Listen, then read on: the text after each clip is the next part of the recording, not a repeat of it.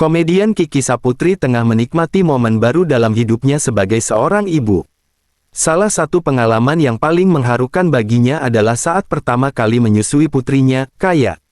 Kiki merasa sangat bersyukur karena proses menyusui berjalan lancar. Ia mengaku sempat khawatir tidak bisa memberikan ASI, namun ternyata sejak hari pertama kelahiran, ia sudah bisa menyusui tanpa hambatan.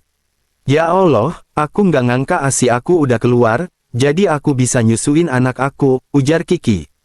Sebagai ibu baru, Kiki sempat merasa cemas apakah ia bisa menyusui bayinya atau tidak.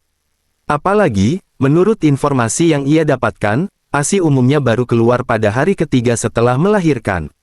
Namun, Kiki justru mendapatkan kejutan manis karena ASI-nya langsung keluar sejak hari pertama. "Jujur, pas hamil itu aku takut banget nggak bisa nyusuin baby Kaya, tapi ternyata ASI aku udah keluar dari hari pertama. Padahal kata dokter biasanya ASI itu keluar di hari ketiga," ungkapnya. Kiki mengaku sudah mempersiapkan diri sejak masa kehamilan agar bisa menyusui dengan lancar.